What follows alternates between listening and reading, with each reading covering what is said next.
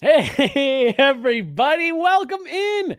Brand new week, brand new episode, Guerilla Sports Off Ice. I'm Jesse Montano, going to be joined by Meghan Angley in just a moment. We got a ton of fun stuff to get into on today's show. But of course, I do want to remind you guys about our great partners over at Trusted American Mortgage. Head on over, trustedamerican.com. They want to help you lower your interest rate, get a better monthly payment, especially now that we're heading into the summer months. Put that money to work for you. Better take a vacation. Go to trustedamerican.com right now. See how much money they can help you start saving today. Hello and welcome in. Please do not leave your luggage unattended on the station.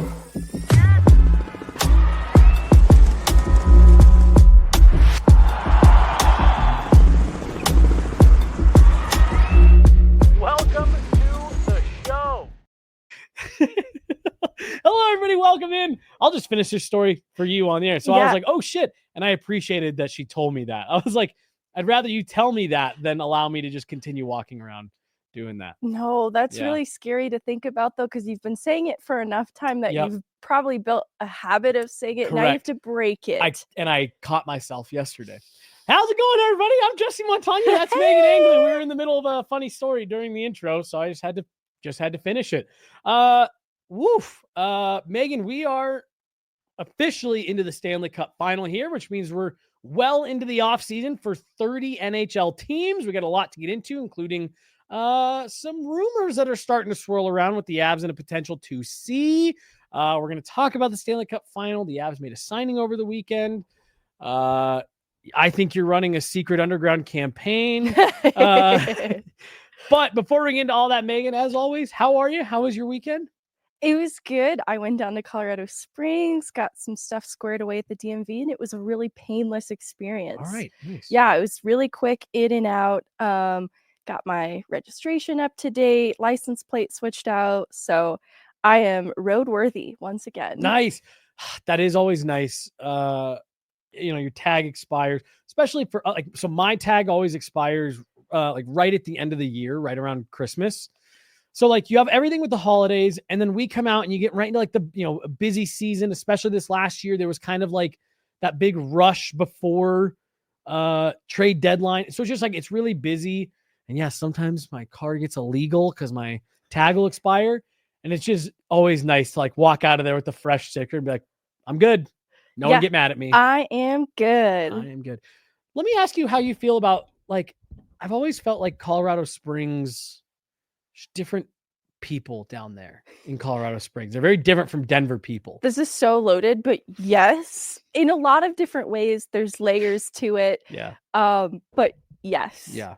I'm just because you go to the Springs often, and I've just never officially asked you about what you think about Springs people. I'm sure you've heard of code switching, and it's just generally depending on different places, you kind of switch up your tone. I actually won't go into too much detail here, but I even code switch in Loveland. And so I have different mannerisms, different ways of speaking. Loveland, Colorado Springs, Denver. Nobody knows who they're dealing with. Who is the real Meghan?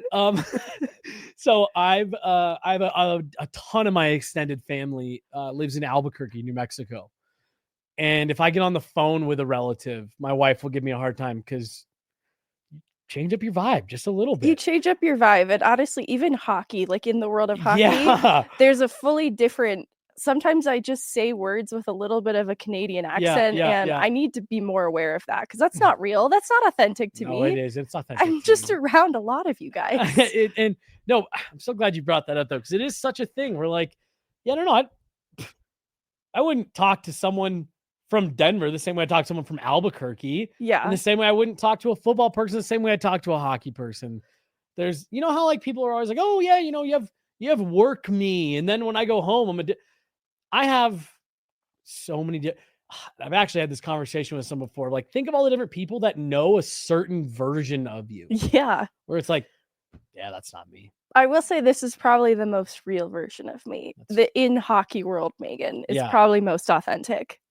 Especially when Chloe and I will talk every now and then about we can tell when you really feel passionately about something. And I mean that in the best way possible, because the authentic Meg Daddy shows up. Meg Daddy is here.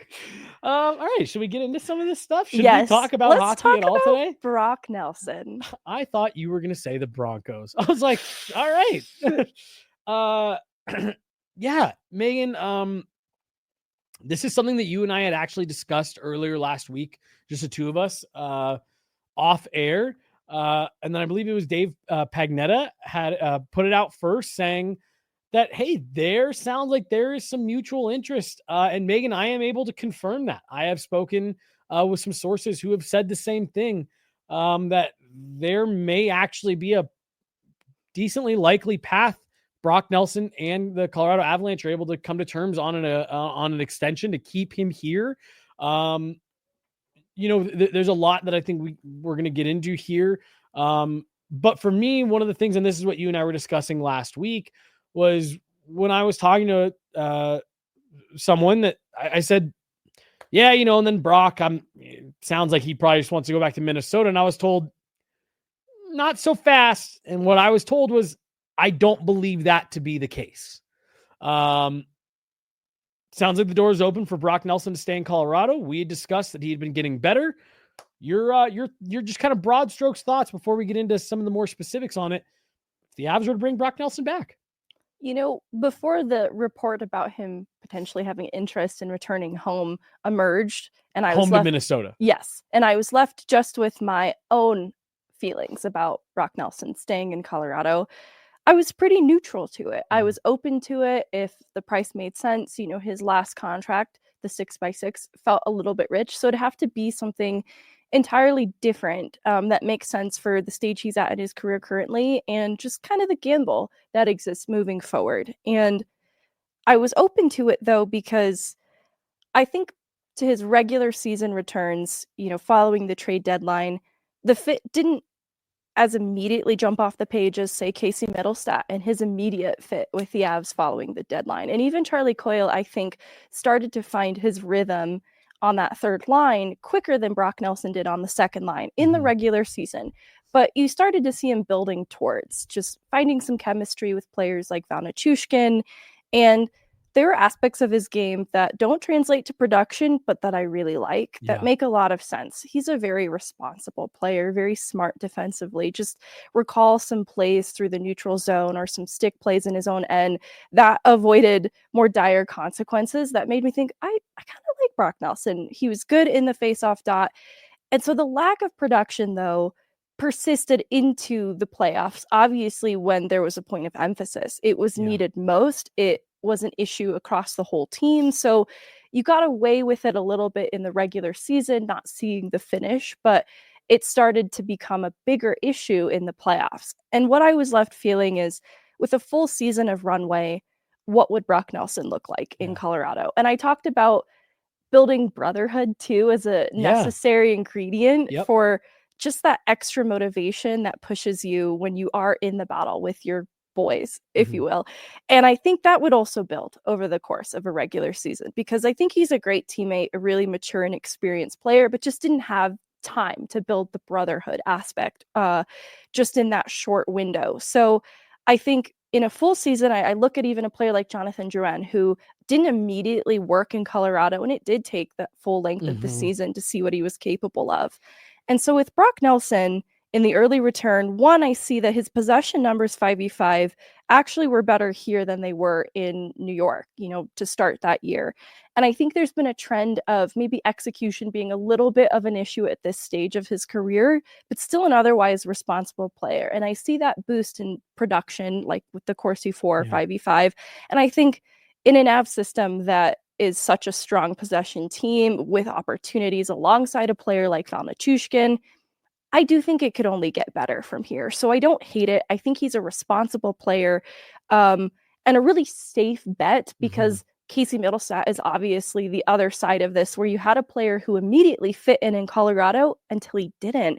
And we saw the other side of that is maybe the immediate fit isn't what you need to take hold. You need the long-term fit, and you maybe need the safer bet then in that case. Casey Mittelstadt, probably higher ceiling and a longer opportunity for him to be good compared to a player like Brock Nelson. But because that high ceiling, the floor was a little bit lower. And I think the floor with a player like Brock Nelson is higher because of that experience, that maturity. Well, and I want to talk a little bit in a moment about what you're just kind of alluding to there about like, all right, well, the long term of it and, this being a safer gamble. I want to talk about that and like what kind of the alternatives are. But yeah, I think there was, understandably so, rightfully so, there was a lot of talk about Brock Nelson's production or lack thereof from trade deadline through the end of the playoffs. And I don't think there was enough appreciation for what he did away from the puck to what you're talking about. But a couple things with this. One, I think what we saw over the course of those 7 games, especially the last 5, where he was skating with Gabe Landeskog and Val Nichushkin, there was the real makings of like a problematic line for other teams. Like definitely, those 3 really seemed to work well together. They complemented each other well. Brock Nelson's a 30 goal scorer. He can be your trigger guy, but is still willing to work hard away from the puck. The other thing to keep in mind, like this is a guy very much on the radar for Team USA's Olympic team based off of his entire body of work and his career. He was just on their, the Team USA roster for 4 nations. So I know it didn't, translate perfectly here in Colorado with the offensive side of the game. There's a long track record that says that this is a player who is an offensively gifted player who can put the puck in the back of the net. And I just think that taking what he's done over the course of his career and even this past season, combined with what we started to see as he really settled in and got put on that line with Gabe Landeskog and Val Nichushkin, that to me is what, to your point, of makes me look at it and go, yeah, okay. I'm moving from neutral to, I think this could be a good thing. And I think this could fit really well. Especially at the right term length, especially at the right dollar length. Now let's talk about, okay, so you brought in Casey Middlestat. That one was a little bit more of a gamble. Let's see if he can grow into this. Let's see if he can, reach for new heights and hit that ceiling. And then alternatively, like, you kind of look out, I saw someone mention Marco Rossi in the chat. Like there's some stuff out there, but if you're not going the Brock Nelson route, you're probably talking trade, and you probably are taking a little bit more of a gamble on let's see if this works out. And you're going to potentially find yourself in a room where it doesn't work and you just lost an asset, an asset that was able to fetch you what you thought could be a second line center. Brock Nelson, if you went out and got Brock Nelson on, I don't know, 3 years, 4.5 to 5, I think you feel really good about that. And you say, hey, that's our second line center, set and forget. We know he can be at least that. It's tough because my just projection for what he could command is kind of 5 being the floor. And so I'm still entertaining that as a realistic possibility, with 7.5 being the ceiling. Yeah. And that would be an option outside of Colorado at that point. Yeah. They just can't entertain that. You look at the cap space that's still available, with the wonderful problem of now having Gabriel Landeskog's contract back on the books. They're a little limited then in what they can do to solve this position. And we've kind of talked about different ways in which they might consider moving out secondary, but also large pieces to revamp that top 6. And even still, without considering that, they're going to need a little bit of a team-friendly deal. And so that's why, if there's mutual interest, as is being reported, I'm not closing that door. But I do think it has to be around the 5 AAV range, or 6, which would just kind of copy-paste the AAV of his last contract. And you obviously can't commit to too much term past that. I think 3 years would probably be my max. 3 would be my max. So I'm in 1 to 3 for the year range, and between 5 and 6 for the average value for each year. Now, I will, not to cut you off, but if you went 4 years to keep the AAV at 5, okay, I could live with it. Still a 33-year-old player, so it's not quite the room that we're going to be in when we discuss Jonathan Toews here in a moment. But Brock Nelson, I agree. I don't think that we saw the full extent of what he's capable of. And when I look at what he was building up towards, it wasn't streaky the way that Casey Middlestat became, hot, cold. It just felt like it was gradually building. It didn't feel like Brock Nelson's game was taking huge steps backwards. It just felt like it was maybe a little bit stagnant at points, but still in a good and responsible place. You just wanted to see him impact the game even more. And I think, too, there's a little bit of a different role that he had to adapt to in Colorado, but still with really great talent around him. And with Landeskog and what was teased in the playoffs, I think you're right to point out that it's something to get excited on if that is the reality we're in next year with Brock Nelson back as the 2C. This guy played his entire career in one organization that plays a very specific way. I think there should be a little bit of allowance for him to stumble around a little bit getting to Colorado. Like we even, Meghan, you and I would talk, like when we would speak with him in the locker room, he never seemed, upset or uneasy, but it did seem like it took him a while to feel settled. His family didn't come out here for a long time after. If he went into, this offseason knowing I'm here for the next 3 years, I think a lot of people will be really pleasantly surprised out of what the Avs could get out of Brock Nelson next year. And again, to me, this would signal we are going to try to run it back as closely as we can approach. And again, I love the call out that you made about the, losing as a group, winning as a group, losing as a group. Man, it would be such a shame to go through such a heartbreaking loss and moment like that, only to see Brock Nelson, just leave and go somewhere else. And then you have to have someone else that plugs in there who didn't go through that with you as a group. I think that's a great call out by you that if you bring Brock Nelson back, okay, everyone who was hurt by this, we're all in it together still. What's interesting too? We haven't even mentioned it, and I'm glad we haven't, but we should address it now. The sunk cost fallacy. And well, you look at giving up a first and Cal Ritchie and Oliver Shellington. I'm just kidding. For this player. And so, there's that. Well, is that part of the incentive then to keep Brock Nelson? And we haven't brought it up because I don't think that's what's being factored into this, though. It's weighing in the back of my mind what the Avs have given up as a whole, honestly, through this point. Cal Ritchie, a prospect we were both high on, but even still, that's not factoring into my motives to re-sign Brock Nelson. Going back to his play away from the puck, he was 18th in the league in takeaways.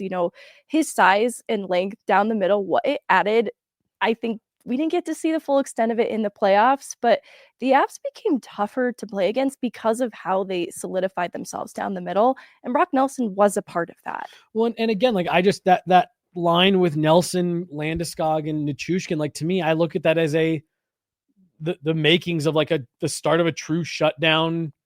You could match that line against other teams' top lines and feel pretty good about it. And to the topic of the sunk cost, I'm with you. I don't think that the Avs are necessarily making a decision based on that, but I do think you should look at it if you're them, they're probably looking at it from the standpoint of we already spent the assets to get this guy. We've got the negotiating rights. Let's see if we can make something out of this. Right. This is a guy that we would have been on in free agency anyways. We've got the chance to talk to him first. If he's interested in staying, let's see if we can make something happen. And if you can keep him from going to a division rival, double check mark. Does that matter? I'm just kidding. I'm just kidding. I've brought it up many times before. The 2010s era Avalanche were defined by what at one point looked like, an elite core in the making. Matt Duchene, Ryan O'Reilly, Paul Stastny, young Tyson Barrie. Then you had Gabe Landeskog, Eric Johnson. Two of those players have remained with Colorado. All the other players I just listed, and then you can add Mikko Rantanen onto that, have all ended up back in the division. All of them. At one point or another. For Matt Duchene, he's ended up back in the... Matt Duchene has now played on half of the Central Division teams. Paul Stastny played on half the Central Division teams. There is a crazy run here that the Avs have been on. Matt Duchene traded out east, ends up back in the Central on free agency. Ryan O'Reilly traded out east, ends up back in the Central. Paul Stastny signed back in the Central. Tyson Barrie, traded out east, signs back in the Central. It's like, what is going on here? Mikko Rantanen, traded out east, signed or traded, then signed back in the Central. Be nice for them just to avoid it even once, maybe. Even once. Buck that trend. Megan, there's another name here that as of this morning is officially being tied to the Colorado Avalanche. It's a name you and I texted each other about immediately saying, yep, we're going to have to talk about this. We see this as a potential fit.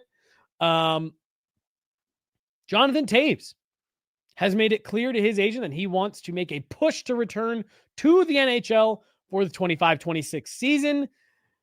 Among a couple other teams, including the Winnipeg Jets, Colorado Avalanche have emerged as an early front runner for the services of Jonathan Toews. To me, you're talking about league min, fourth line. Can this guy still do it? But Megan, what's your interest level in taking a flyer on a guy like Jonathan Toews? Well, it's not a new name that's been linked to the Avs, so I understand this is a front office that already has seen the fit with Toews in the past. Obviously, at 37 years old or turning 37, there's a lot of risk with a player who's only played 2 seasons in the past 5 years. And the Avs are already accounting for a lot of risk in a player like Landeskog. Yep. And that panned out, I think, beyond anyone's expectations, which is great. But with Toews, that's a lot of time to miss. And, even leading up to it, the nature of what has caused him to miss so much time, I think, remains a bit unpredictable. It was chronic immune response syndrome. He seemed to be dealing with a lot then, that wear and tear on his body that I think not so different in the way that Landeskog's return to play was unpredictable. It was unprecedented. This feels a bit unprecedented, uncharted territory to see how an athlete will hold up then in his return to play plan, being a little bit older, seeing his play a bit on the decline while suffering from this in the seasons leading up to him stepping away from the game. It's hard to ignore too. He's a 3-time Stanley Cup champion, 2-time Olympic gold medalist. Like, this is a player with a body of work that speaks for itself, still a beast in the face-off dot. And I think every projection for Jonathan Toews making his return to the league has him as a depth player, in a fourth line capacity. And so when I look at the list of teams that have interest, I see more of a fit on some of those teams than I do the Avs. And that's just because they kind of figured out their fourth line. And don't get me wrong, they always love to have options for their depth. And they always love to have players that surpass expectations. And so maybe guys who were penciled in for a fourth line role end up exceeding that. Because we see in the way Kiviranta was a guy that they kept around as an extra option, maybe played above where he should have been in a third line role. And that was somewhere that the Avs hurt themselves a little bit. And that's part of the whole puzzle too, is they can't have the bottom 6 be everybody that they'd ideally like to be there. That's a kind of a luxury in today's NHL. And I know that even with the cap going up, the Avs just haven't really benefited from the timeline of this happening post the 2022 Cup. It's been really difficult. And maybe we haven't given it enough conversation, just how difficult it has been for the Avs to construct their teams following the 2022 season with respect to the timeline for the cap increases. It's been hard. And so I see a player like Toews, if you're talking league men, being a fourth line player, I'm not saying no to it. I just don't know if, looking at some of the other teams, the Avs make the most sense compared to some of the others. But I'm not saying no to it. Yeah, I Jack Drury, expecting to still be around this year, barring them moving on, moving him in a deal or something like that. And to your point, they really liked that fourth line of Parker Kelly, Jack Drury, Logan O'Connor. I just look at a guy like Jonathan Toews, and again, we're talking 1 year league minimum.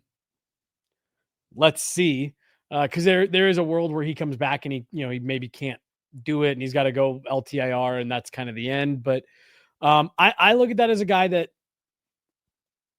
could come in and rotate in to start. See how it works, not necessarily play every night. And then as he starts to feel better, if he does feel better, look better, well, that's a guy that, maybe you elevate, assuming that there's likely some changes coming to that bottom 6 this summer. in terms of maybe money they're looking to move out. Miles Wood.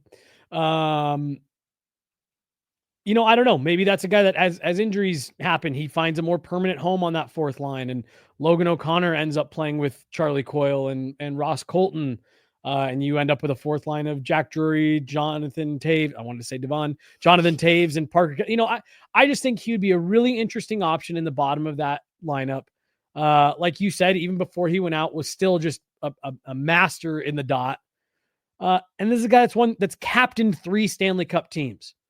There is no game or moment that you are going to bring that guy up to that he's going to feel overwhelmed by, hasn't been there before, whatever. And I just think that with where the Avs are at, I think that would be a really fun and interesting ad on the Avs fourth, in the bottom part of their lineup. Who knows? Maybe he comes back and exceeds expectations as well and moves up.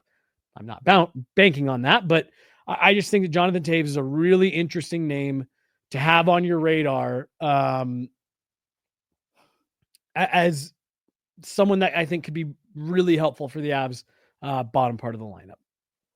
So it's a name we'll keep an eye on, but it reminds me of Oliver Shillington in different ways, a player who had missed a big amount of time, and they wanted to find a place for him, and the opportunity he didn't seize the opportunity. Yeah. So that was part of it. But I would hate to see them run into the same problem of just not having regular games to put Taves in, because that's what a player making his return to hockey needs more than anything. So that's where the fit conversation, maybe other teams have more room to spare, if you will, because of how solidified they made the fourth line. But again, that third line is ripe for opportunity, because that was the one kind of dark spot from the playoffs that is clearly unresolved going into next year. Well, and I do just think about how many different players the Avs used last year. And I look at that and say, if you could have Jonathan Taves, even on his comeback, as your first guy coming out of the press box when you'll deal with an injury in week 1, I don't think they'd struggle to get him into games at least as many as he needs. I also think this might be a player that, and hey, we've got to keep an eye on this with Gabe Landeskog as well. We may not see 82 games from Gabe Landeskog this year. Just as he ramps himself back up to the wear and tear on this new knee of his of a full 82 game season. That might be the case with Jonathan Taves as well. Winnipeg and Toronto were the other 2 teams that were listed, at least as of this morning, as some of the top contenders for him. I think the Avs can make the argument of, hey, we're the only ones that have won recently. Do you want to win? We're the only ones that have won. That said, I do agree with your statement of Winnipeg and Toronto could probably offer him you're playing right here. Elliot Friedman throughout Anaheim, and that makes so much sense to me, that it kind of emerged as the top of my list of potential landing spots for him. I just feel like the position that they're at, their window, they can take a little bit more of that gamble, and then the value add of the presence of a leader and a Stanley Cup champion like that makes a lot of sense for a young core in Anaheim. Not to mention, if he comes out and has a really good start to the year, that's a piece you could flip at the deadline if you're the Ducks, if you're purely in it for the asset management and not like what he can provide to the group leadership wise. Yeah. I'm with you. I think that makes a lot of sense for a team like Anaheim. And honestly, not to oversell us, but we're actually going to talk about it a little bit at the end. If you're Jonathan Taves as well, trying to get back into hockey, having to live in Southern California may be a nice, comfortable way of easing yourself back into the lifestyle. I've just heard, I don't want to speculate on this. I've just heard weird things about some of the holistic approaches he's taken in his rehabilitation. And I'm not judging that. I love a holistic approach. I've just heard very Coachella, Burning Man vibes, which might actually be perfect in Anaheim for Jonathan Taves. So might just nail it. But if you are, if your center depth chart is looking anything like McKinnon, Nelson, Coyle, Drury, Jonathan Taves, I think you feel excellent about that. Even if it's just 4 of those names, you feel very good about it. Really? I don't know. I don't know if I'm sold on it. Well, I'm just saying any 4 of those names. It could even be the current 4. No, current 4, cool. Current 4, cool. Jonathan Toews is such a gamble, and I just feel like the Avs have taken so many gambles, to include a Brock Nelson, right? Like, they just need some of these bets to hit before I feel comfortable with them casting some more Spells. I do feel like somebody cast some spells on the Colorado Avalanche. In looking at these playoffs, look, again, we said it, I don't think they were going to get through Florida in a Stanley Cup final. Yeah. But I still look at some of these teams and the path that Dallas took before they were ousted, and I just feel, they deserved a better fate. Yeah. Well, I want to get into that, but let's touch just quickly on Ilya Nabokov. Perfect. The Avs second round pick from last year. One of the top goaltenders coming out of the KHL, not this past season, but the season before, was their playoff MVP, the equivalent of their Conn Smythe, as they won the Garden Cup. Meghan, this is a prospect the Avs are really, really high on. Inks his 2-year ELC. Big shout out to our guy, Evan Rowell. He had it first the day before it officially broke. And Evan has also reported and then was confirmed today by Ilya Nabokov on his own Instagram. He will be staying in the KHL for 1 year, but as soon as this season is done, he is coming over to North America and will likely head straight to Loveland for their end of season and playoff push. This is a goaltender that the Avs are high on, considered to be one of the better goaltenders not currently playing in the NHL. Yeah, I like the approach they've taken with Nabokov too. He's a little bit older compared to other goalies, drafted in their first draft year eligibility. And when you look around the league at young goaltenders and their trajectory to the NHL, you're looking at, on average, around 3 seasons in the American League. You look at Jesper Wallstedt, and he's 3 seasons in the American League, a former first-round pick from 2021. Askarov, another intriguing one, right? Yeah. Like, you look at the position that San Jose was in bringing in Georgiev ahead of giving Askarov the starter's net because of how important it is not to rush your young goaltenders to the NHL too soon. So he's also a first-round pick 2020, sitting at about 3 seasons in the American League, with this last one being split a lot more between the NHL and, going back to players like Dustin Wolf and Lukáš Dostal, similar trajectory, and those are goalies that were vying for the starter's net like more immediately out the gate. I think Nabokov is probably going to not immediately assume the starter's net. His path to the NHL one is probably going to be at least 2 years in the American League. Yep. And that's probably why then with this 2-year ELC, that first year on loan in the KHL, just because you want to guarantee him as many starts in the American League as possible, make it worth his while when he does finally make that transition to North America with a clear line to the NHL. And so it does kind of line up with Mackenzie Blackwood, with the idea being Nabokov can back up in the NHL in around 2 years' time. Yeah, I think it's, I even, you just listed off a few goalies there. I even think of Pavel Francouz a little bit. Yeah, he's a good example because he was older. Right. And KHL's, he was the MVG, they call it over there, I believe 2 years in a row, Pavel Francouz, before coming over. And even then, he did the full year with the Eagles, a year where it was up and down a bit, and then he was the backup. And you and I have talked about it many times. I do think Pavel Francouz, part of what, one, he's one of my favorite people I've met doing this job. And two, I really did think that he had starter potential. I'm not going to go as far as to say, I think he would have been, a Vezina caliber guy. I thought he had starter potential. There were teams that were willing to pay him to come in and be a 1A. And then he just had a crazy string of bad injury luck and career's done and all that. But I think Francouz is a good thing to, keep in mind when you're talking about how might this go. Play a year in the KHL. He'll come in, split some time with Trent Miner as the Eagles season comes to an end and they hit that playoff push. Next year, so 26, 27, It's likely that he's the full-time AHL starter, gets the bulk of those games. Then you probably go into another year where he's on a new contract. There's probably still the majority of his games are AHL with some NHL call-up. So that gets us through 3 seasons.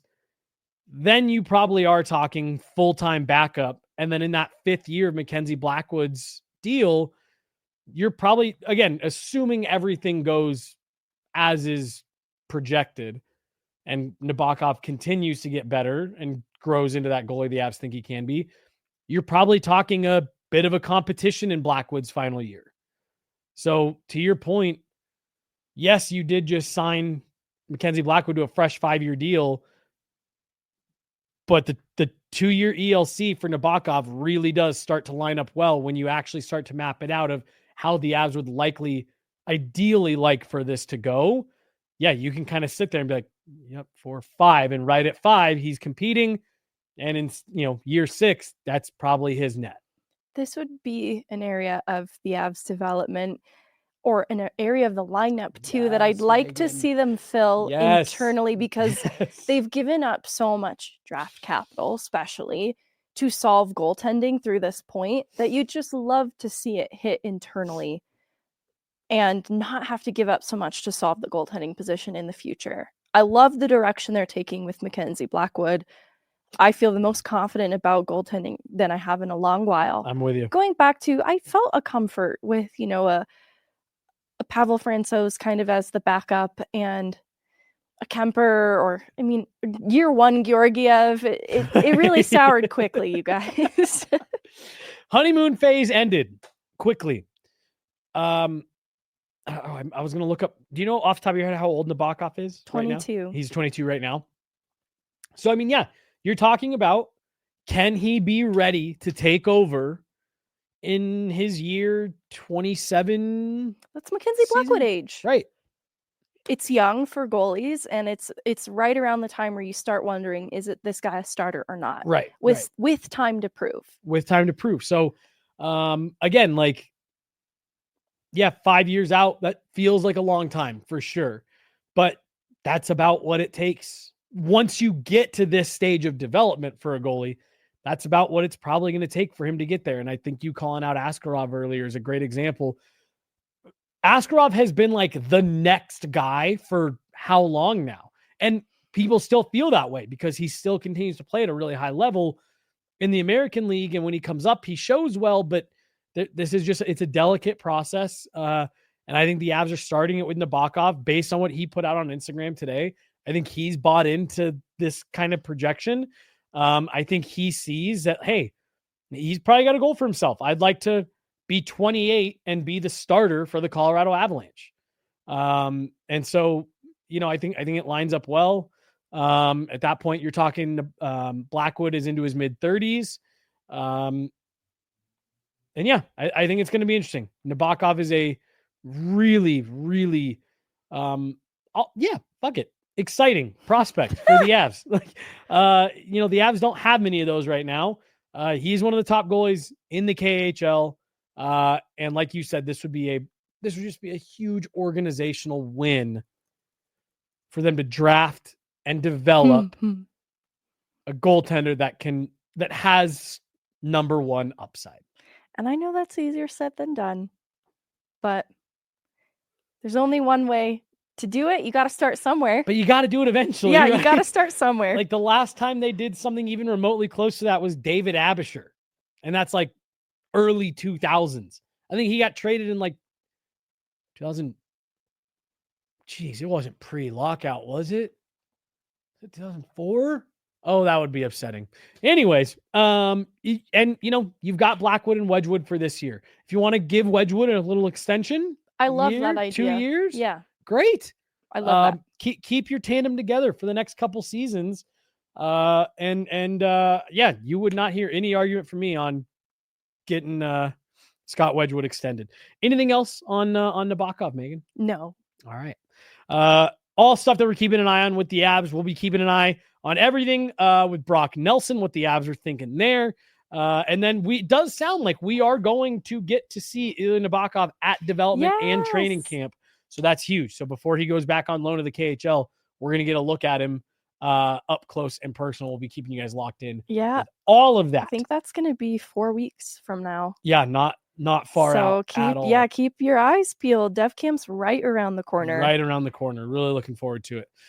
Meghan, there's still hockey going on, though. And we've got a rematch of last year's Stanley Cup Final. It's the Oilers. It's the Panthers. I'm excited for this series. I think it's going to be a lot of fun. This Panthers team is one of the best teams that I've seen probably since the 2022 Avs. And this Oilers team has their offense going maybe unlike any other team I've seen in the postseason. It's just not hard for them to score. Do you have any initial thoughts or predictions before we delve into this in a little bit more? Knowing that, no Zach Hyman for the Edmonton Oilers, which is just such a bummer. It is such a bummer. I was trying to think. Especially because Mason Marchment was just out there losing his fucking mind. Mason Marchment. You see frustration within the Dallas fan base too over this player. Just, the juice wasn't worth the squeeze. Like what he brings, the menacing, annoying player just didn't really add enough value at the end of the day. They needed more production and they needed more high skill. Before we get into the Cup Final, let's unpack this, because our last show was before Game 5 where the Stars were eliminated. And you and I were trying to tiptoe around a little bit of it. The juice wasn't worth the squeeze on a lot of these players for the Dallas Stars. No. Starting with Mason Marchment, starting with Jamie Benn. Everything that we heard touted about that team and the depth and how hard they were to play against and coming at you in waves just dried up and disappeared. Matt Duchene, a goal and 5 assists, all 6 points on the power play. No 5v5 contributions. That's kind of ridiculous. That's crazy. And so I see that come up as a name, like, oh, should the Avs take a swing at Matt Duchene for a second line center? And I'll put a pin in that for a second, because I look at this and I'm scared. I just watched the Avs not get enough contributions from their star players in that first round series, and it cost them in a big way. And I just don't know that they can take that gamble then on a player who now has a track record of not showing up when it's most needed in playoffs. And it's frustrating because from the Avs perspective, he has shown up against the Avs in the playoffs very specifically, but over the entire course of a playoff run, it hasn't been enough. And I'm singling out Matt Duchene, but this is obviously bigger. I look at a player like Jason Robertson, who missed so much time, and the contributions came in the final 3 games, but they needed a little bit more from him. And he's probably not at 100% coming back, so I'll grant him some allowances. But I look at the costly and untimely penalties of Jamie Benn, and I see the frustration it brewed within the Dallas fan base specifically. So I know, just as an outsider, that I'm not making something out of nothing there. There's a concern around discipline and reading that moment, right? When a leader is truly needed, that discipline is necessary. It's a non-negotiable. And so to put your team at a disadvantage is tough, because I have a side note about this, but that Dallas PK wasn't infallible. No. And I look at how Edmonton solved it in ways that the Avs could have, and it frustrates me. But putting your team then down on against really great power plays later over these playoffs, it is a big deal. It is a big deal against an Edmonton team that feasts on their power play. So anyways, Jamie Benn lets them down a little bit. Matt Duchene lets them down. Mikko Rantanen's contributions are weird because they were timely. But it wasn't enough across the board. And I think individually he did a lot more than the others. So he's still probably a player. He got them out of a round. Yeah. And honestly, like the start to that Winnipeg series, I think set the tone in a really important way. So I won't say it was untimely. Like he did contribute at important moments, but obviously as the playoffs get deeper, the matchups get harder and harder. The goals become harder to come by. Like I thought Pete DeBoer's comments, just in lots of comments, but he talked about his team as being perceived as a rush team, but he himself wasn't describing them as such, talking about these rush chances that they get drying up and then relying on goaltending more. And I thought this was weird that he described them as more so like being perceived as a rush team rather than actually being one. But it did seem true. Like, they led the league in controlled zone entries this year. Well, it just felt like in the playoffs, though, those rush chances are harder to come by. And it kind of proved who really is a rush team and who isn't, because being able to create those opportunities, capitalize on them, just so much harder in the playoffs. And I think it revealed that as a weakness of the team. And then physicality, interestingly enough. You hear the kind of feedback coming out of this exit that they need to get bigger. They need to get tougher to play against. Because I know this was maybe a criticism of the Avs coming out of the Avs Dallas series that the Avs were too soft. I don't think so. Avs finished 7th in hits per 60. Dallas dead last. It really exposed a lot of weaknesses in Dallas in how they exited these playoffs. Well, and just real quick on Mikko Rantanen, I believe I saw it was 17 of his points came within a 5-game stretch. 17 of his 22 points came within a 5-game stretch. And then just the part that's so weird. I mean, Mikko Rantanen went on an all-time playoff heater. An all-time playoff heater. Had an all-time performance in Game 7 against the Avs. And ended the playoffs, Megan, by setting a new personal worst, going 8 games without a goal in the playoffs. His previous career long had been 7 games. He finishes the playoffs on a longer playoff goal drought than he had ever had in his career. So just interesting the kind of, just polarization there between the different types of Mikko Rantanen that Dallas got in the playoffs. And yeah, I just felt like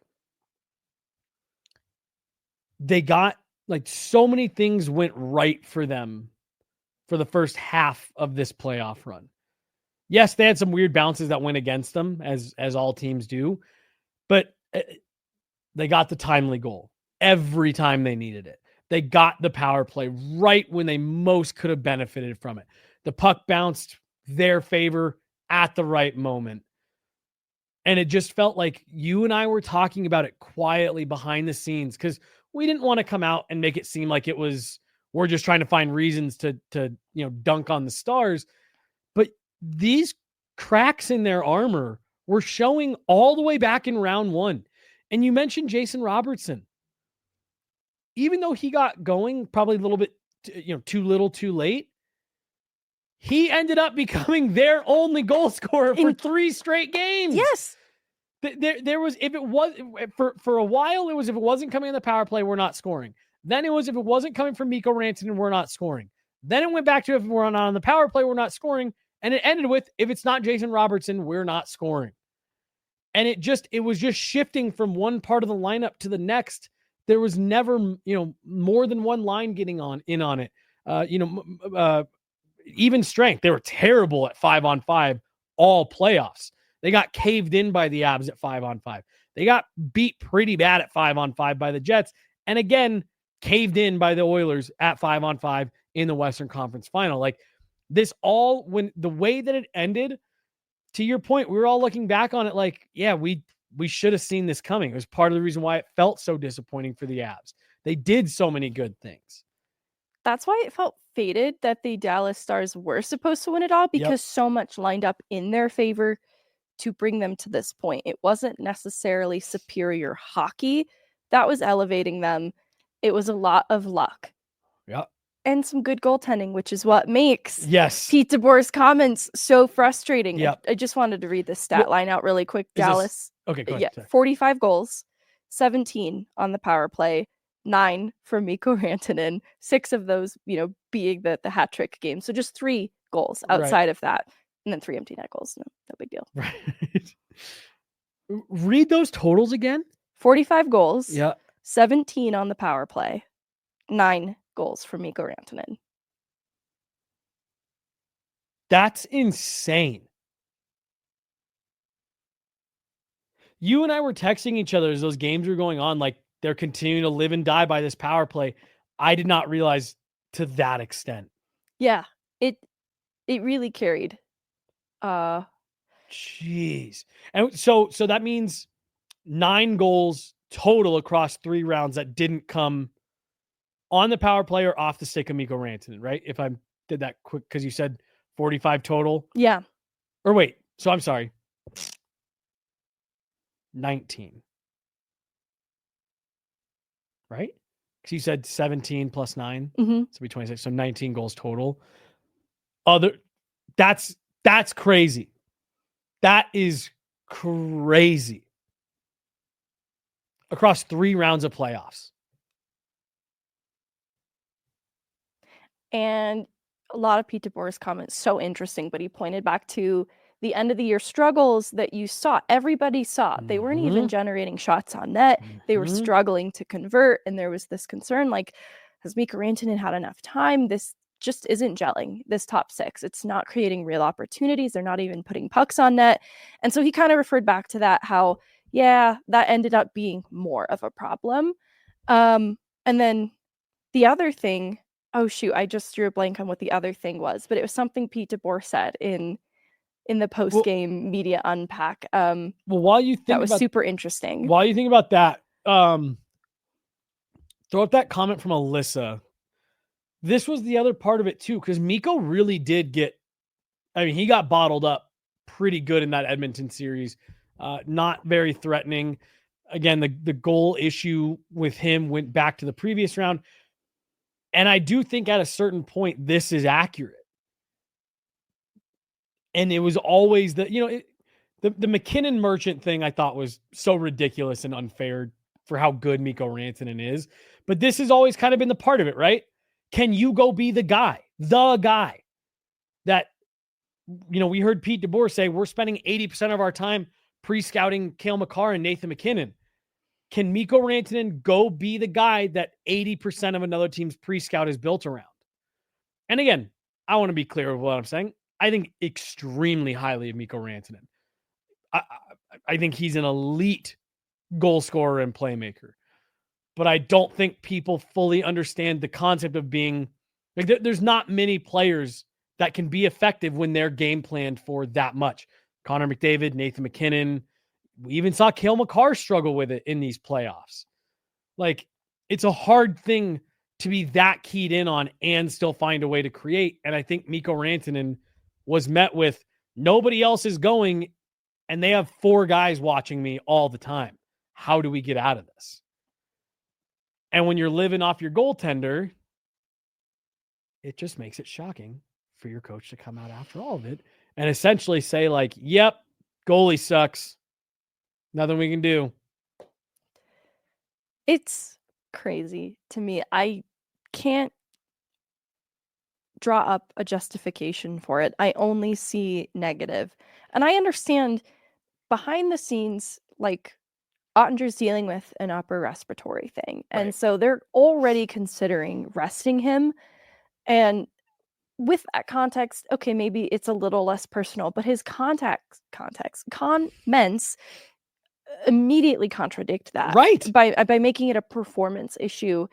And we talked about, the mistakes of Monty with Swayman and Ullmark in the Boston round 1 a couple years back, and how that cost them, because you don't do that to your goalies, really. You have to be committed, and it really affects their morale, their confidence. And he has this track record, right, of doing this with goaltenders. And Ottinger has said all of the right things at the other side of this, but I don't see how you come back from that with relationship. Because, the other thing I've seen is it wasn't supposed to be as pointed at Ottinger's performance, but rather to wake up the team for that start. And I would be willing to buy into that if it weren't for the comments that immediately pointed to the performance and basically the track record, the body of work that DeBoer is referencing, and feeling a confidence of running with Casey DeSmith. Like, okay, I'm not his body of work points to less success through this point. But what I imagine too is, all right, you run the risk of, you want to jolt your team. Sure, like they're clearly making mistakes, but also, what does that say about their own confidence in their chances when you've just taken their starting goaltender and their best chance out of the game. Right. Yeah, you want to jolt them awake. They're culpable for those first 2 goals. There's mistakes that get made. A young player takes a penalty, blah, blah, blah. But you also probably don't just hurt then the relationship of Ottinger to DeBoer, but your players trust in you making that decision in that moment. Because I doubt if you went around the room and polled who they felt the most confidence in to win that game, they were going to say DeSmith. Ottinger? No, like who, like if they're going to say who they have the most faith in to win that game, they're not going to say Casey DeSmith. Okay, I'm sorry. Right. Yes, I'm sorry. Yes. No, you're 100% correct. And were you watching the game live? Yeah. When they said we're gonna have a goalie change here, Meghan, my jaw literally like I just sat there like you're kidding me. You're down by 2, 7 minutes in. Not only did you just burn a timeout, because like call the timeout and use that. Hey, I just burned a timeout 7 minutes into this game. Wake the hell up. Right. To do that, then pull Jake Ottinger. And I'm with you. So here's where I struggled with it. I completely understand the trying to wake the team up. Completely get it. To me, in that situation, you're down 2-0, 7 minutes in, and your team's kind of asleep. You pull the goalie to wake everyone up in January. You do that in December. Or, whatever.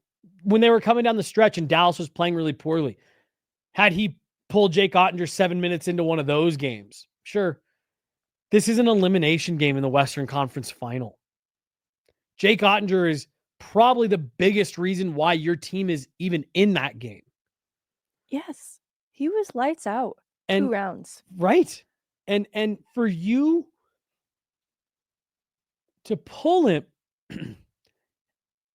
and then end up losing 5-3. I honestly, Meghan, I was half expecting that we were going to see DeBoer fired within 48 hours of that loss. Because that's a move that if you make that, and I honestly think that he was setting himself up for a headache either way. Because had Casey DeSmith won that game, then what do you do? Then are you starting Casey DeSmith in game 6?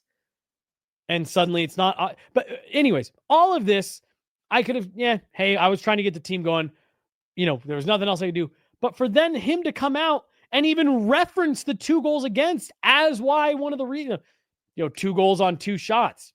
He's lost 6 of 7 games against the Oilers. It's like, this sounds like you are putting it on Jake Ottinger. You started this by saying, I didn't pin it all on Jake. And then you went and listed like 4 different things where you were pinning them on Jake. And I just, like you said, Meghan, the confidence of the players in Pete DeBoer now having a bit of a track record of not handling his goalies very well. I could not believe what I was watching.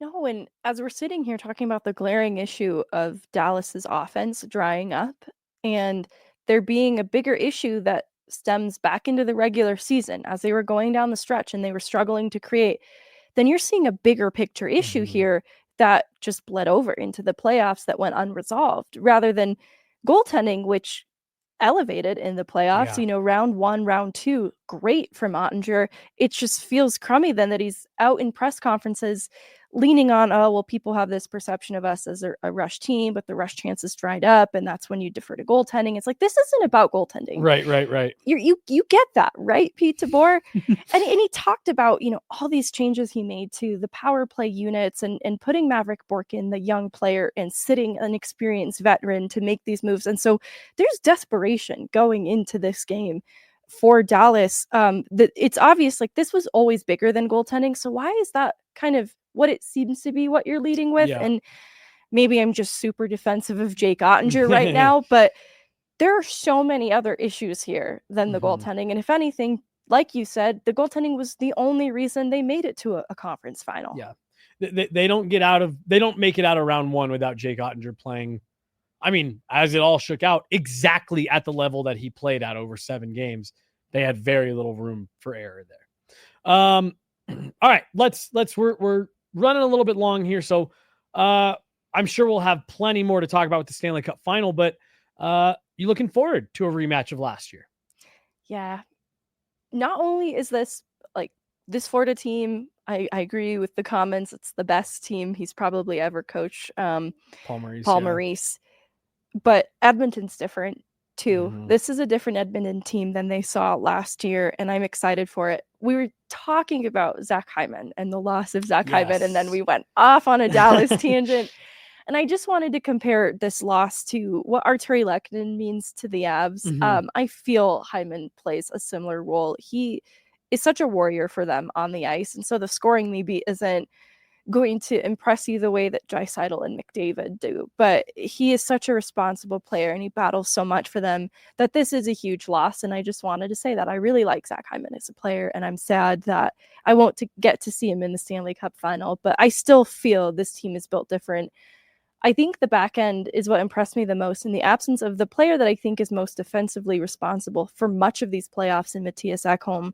I've seen Evan Bouchard take a big step forward, and I just think they're so much more well-rounded on the back end, and they've gotten good goaltending from Skinner when they've needed it. You know, like it's been shaky going back to earlier rounds, but he seems dialed in right now. So all the other parts of Edmonton that have always been good continue to be good. I think it will be a more exciting Stanley Cup Final than, well, last year it was exciting too. Yeah, but it just feels, it definitely has the potential to go 7, and it feels like it's going to just be 2 heavyweights going at it the whole time. Yeah, my only thing with this, I agree with everything you just said about the Oilers. I do wonder and worry for the Oilers that the Florida Panthers might just be that good that it's not going to matter. Right, because they also took a step forward. Yeah, and somehow. The addition of Seth Jones to their back end is just an added threat. And then the contributions that they get from all of their lineup is really hard to compete with when you start to talk about depth. And I still think they have a decor that I think everyone should emulate. And they've, in adding Seth Jones, just made it that much better. So, and the goaltending's just been pretty steady. But I think the experience that Florida has and just how connected they are playing, you know, the 5-man unit I talk about playing shift by shift, so connected with one another, that's going to be hard for Edmonton to contend with. And then you lose a player like Zach Hyman. That's where, side by side, I still think Florida has an edge in this series. Yeah, Florida's my pick. I don't know in how many games, because I'm with you. I think this has the potential to be just an outstanding knock him down, drag him out type series. And I'm really looking forward to watching it. I think it's gonna be a ton of fun. Any other thoughts on it? Just, you know, like I said, I know we haven't even had media day yet, so we'll have plenty more to unpack for this final. But any other thoughts? No, there's one thing I wanted to say on the Dallas series. I also don't know if we've talked about how facing the Avs in the first round had an influence over Dallas in rounds 2 and then in the conference final. I think the Avs forcing 7 and making it such a physical matchup that was so hard fought wore Dallas down in round 1 in a way that caught up to them by the Western Conference Final, that I want to give it some credit. I'm not trying to put lipstick on a pig. This still hurts the way that the Avs exited the playoffs this year, but I don't think we give them enough credit for just how challenging of a series that was and the toll that it took on Dallas. Well, Megan, so I said to you, because the last 2 years, what we've seen from the last 2 years that the Stars have eliminated the Avs before this one. So last season and then 2020 in the bubble. What's been frustrating, if you're the Avs, is you've watched Dallas eliminate you and then go on, whether it be the next round or now 2 rounds later, just completely turn back into a pumpkin and become a pretty unimpressive team that ends up kind of going out on a whimper. Like, we all watched that first round series. And again, I mentioned this to you, not because, you know, what he says at the end all be all, because he's been around for a long time. Pierre LeBrun covered that series with us. And he told us on multiple occasions, and then he tweeted out after, this is a top 5 all-time playoff series for me. Like, just the way that these, like, talk about heavyweights trading blows and all that. And you sit there and you're like, wow, these are two teams that are poised to go the distance. And then on all 3 occasions, the Dallas Stars just peter out, losing 5 games without really much of a fight. And I think what you're talking about, I've made the joke for several seasons now that Dallas is the NHL's best over 35 team. And now this season, they got a little bit younger with Wyatt Johnston, and now even adding Mikko Rantanen back in. You have Jason Robertson, Rupe Hintz. Like, all right, they're not solely relying on Jamie Benn, Tyler Seguin, Joe Pavelski, Matt Duchene anymore.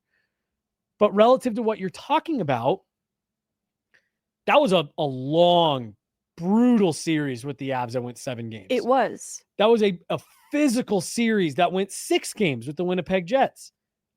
And I think you saw the Jamie Benns, Tyler Seguin, Matt Duchene of that Dallas Stars team just run out of gas. Mason Marchment was intentionally trying to hit everything that moved for 3 rounds, ran out of gas. And he was just trying to keep up with the teams he was playing. When I talked about the top teams hits per 60, Florida's number 1. You believe that instantly, right? That's just the type of hockey that they play. But Winnipeg ahead of the Avs, even in that, right? So you're right. Both heavy physical series that maybe don't get credit that tired Dallas out. And then I remembered the other Pete DeBoer thing. And it was talking about game by game playing at a deficit for so much of these playoffs. We obviously know that to be true within the Avs series, but it caught up with them in a big way that they were behind the 8 ball a lot. And anything you know about hockey and the jargon, get pucks deep, process, if you're playing behind, you're not doing the right things. Yeah. And so when you're consistently playing from behind, you're not doing the right things. And eventually it caught up with them, because usually you get rewarded for doing the right things. In the Avs, that was what was so frustrating, is they were doing a lot of the right things in this series and they weren't rewarded at the end of the day. And there's lots of learning lessons for the Avs going into next year, but it finally caught up with Dallas. And playing from behind, it pointed to some things within their process that just weren't quite right, and it finally cost them.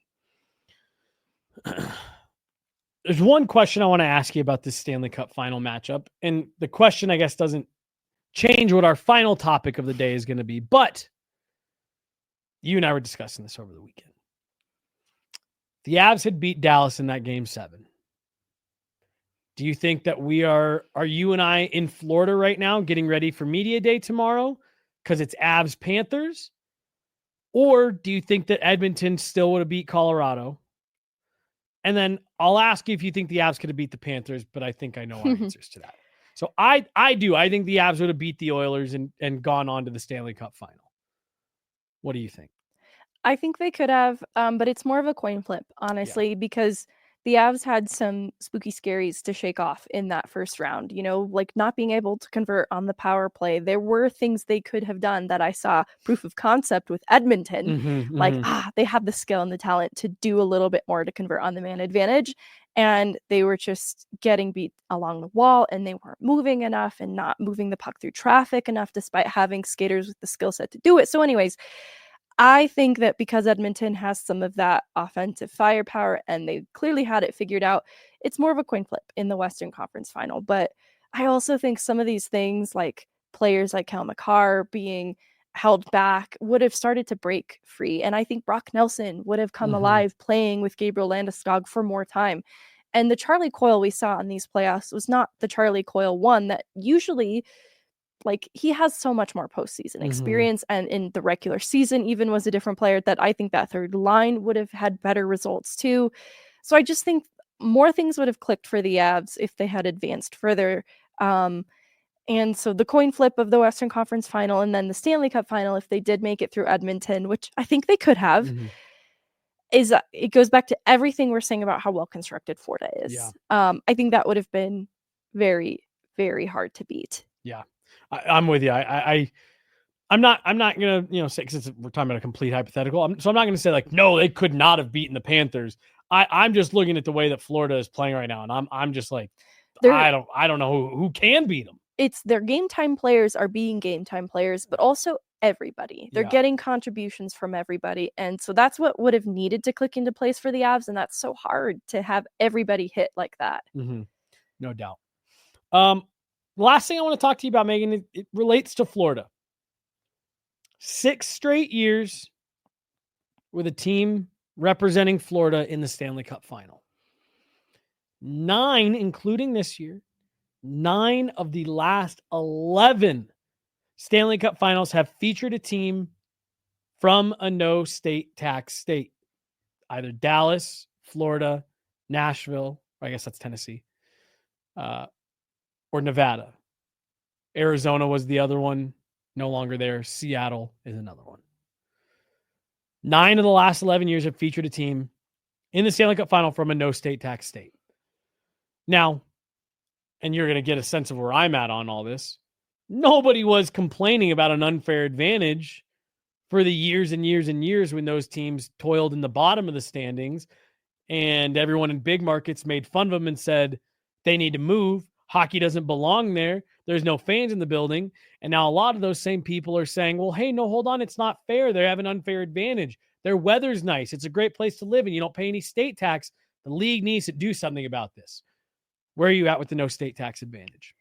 I'm in a bit of a wait and see because it's obvious there's a pattern here in the benefits. And it's tough too. It kind of hurts the Avs in ways. I have felt like when you look at a quality of life perspective, Colorado seems like it should be a top destination. Mm-hmm. And then I always find myself a little surprised that there are guys that they've tried to go out and get that ultimately don't come here and choose another place. And I look at like a Claude Giroux and his interest in Florida over Colorado, though that was a name that they would have had interest in. And I'm like, well, the quality of life's great here. The weather's great here. And so I default a little bit to some of the advantages of a no tax state because I do look at the family planning aspect of players in evaluating the years of earning potential that they have in this league. And I think the average is probably pretty low. I'm going to say around 9. I could be wrong about that. And so you want to maximize on the money that you're taking home in the short window of opportunity that you're able to make this money. And look, it's not small money. I'm not going to pretend it's not, but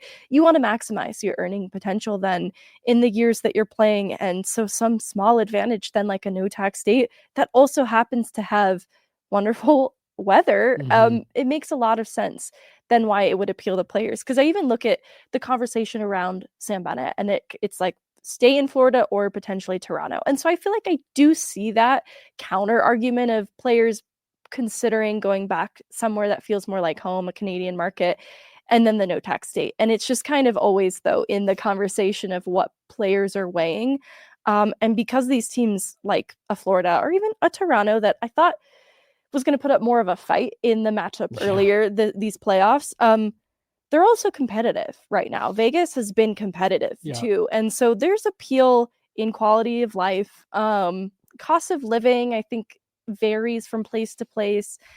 And then where the team is at in terms of their window. And I think they relate to each other. Like I think players being incentivized to go to the no tax state and signing deals like Sam Reinhart's deal, comparatively what he brings in because of the no tax state, like compared to like a Willie Nylander in Toronto, is enough to bring in another depth roster player in Florida that Toronto doesn't have the money to add. And so that does start to make a difference that I feel like give me the next 5 years and let's see how this plays out, because I think the parity in the league still exists. But as someone who's seen players turn away Colorado and I don't fully understand it, I'm starting to understand it.